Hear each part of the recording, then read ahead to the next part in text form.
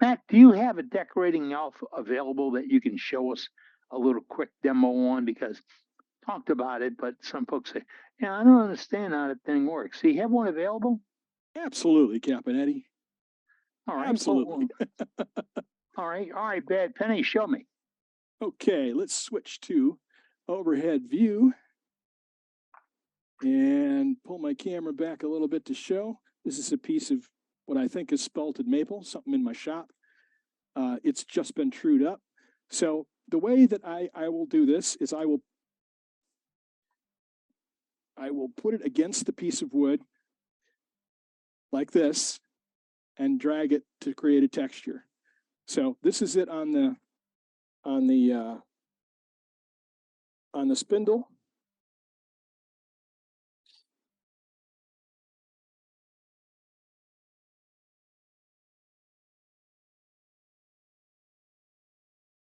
And it's created a texture that looks like this, which you can't really see.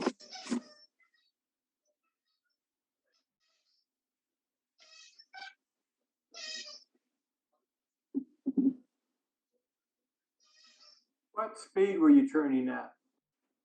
I was probably turning a little too fast. You need to keep them at about 500, right? Yeah, below 800, I think that they said. So let me try and zoom in this. I put my thing away. Hang on a second. So they Eat your heart out, Bob Moffett. Look at that. Well, I'm sure that Bob has one of these and uses them. But there's the texture on the face. So and one of the things you can do is you can start off at one angle and then change the angle and you get a changing texture.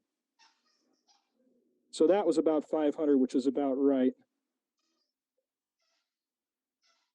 So that was interesting. Let me do over here. So it's changed up a little bit.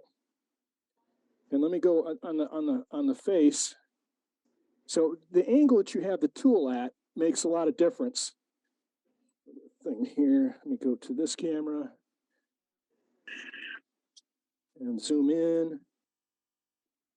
Any difference with side grain or end grain? Well, I haven't really noticed any on the consistent woods.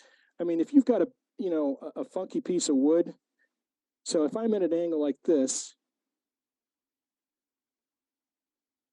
I'm going to change my angle. Let me see if I can do this right here. I'm going to change an angle, put an angle up here like that.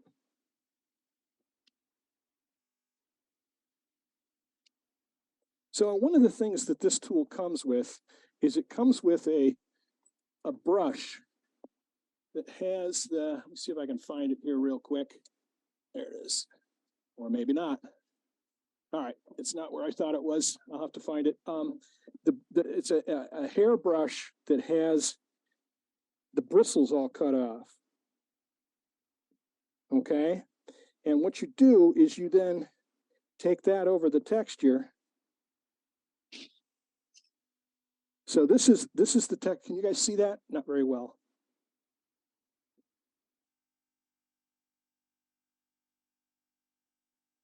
I really like these. So one is at a not so steep angle.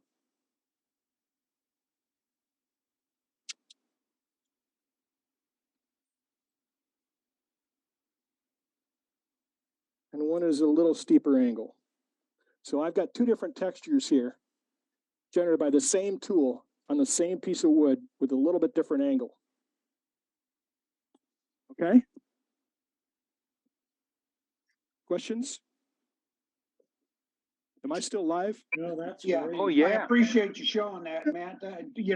I appreciate it just for what Captain Eddie said. I don't know exactly how they work, and I appreciate that. Yeah, basically all you do is you just simply put the tool into the wood. Yeah. So the things where it gets real interesting is it gets real interesting in the middle.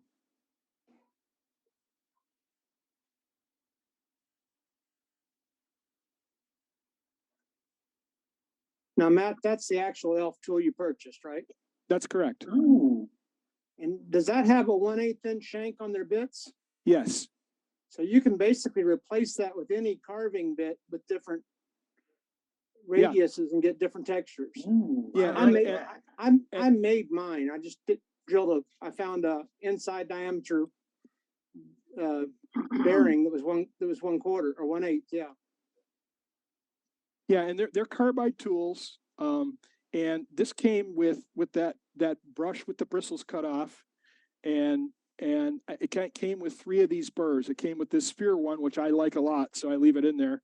It came with a cylinder one, and it came with like a flame one. Big at the Yeah. bottom, going to point. Like a teardrop.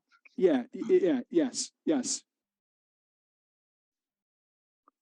They're handy to do decoration with, just like add that to the bottom of a cup or a mug or a bowl or on the edge of a platter.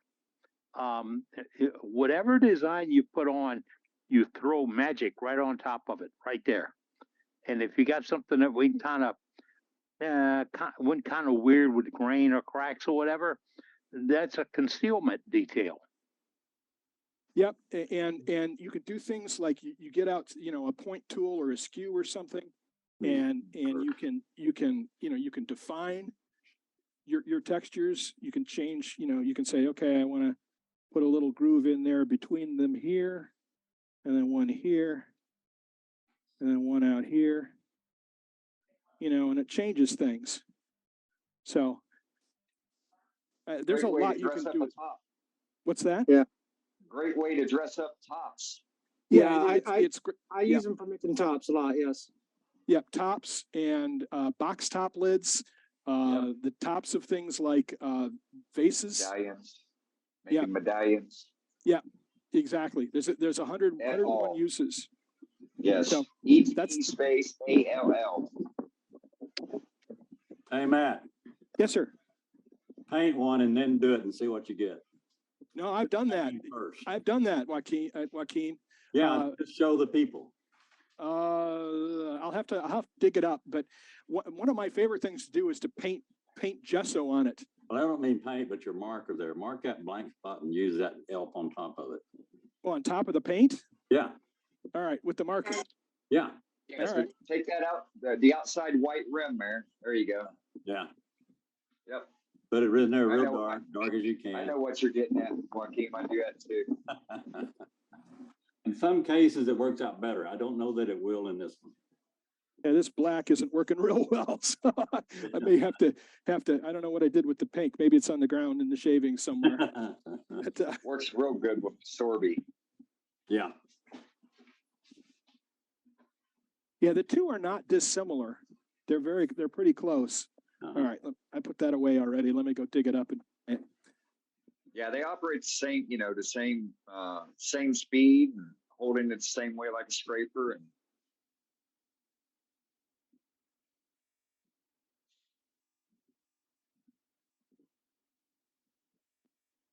yeah, one of the temptations is to just jam it in there and leave it for a little bit. right. Oh, that's cool. Thank you. Yeah. Okay, let me zoom in on that so y'all can see it. Whoa. It's a little clearer.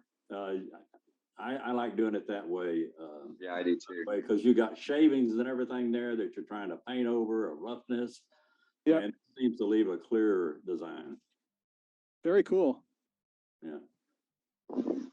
I bet it works real well on stuff like black lacquer and stuff like that too. Yes. It does. Yes. Especially on a harder wood. Very Like cool. with Sorby, and with Metallic Sorby, marking pins, put that on a top and then do this to it. It really makes it stand out.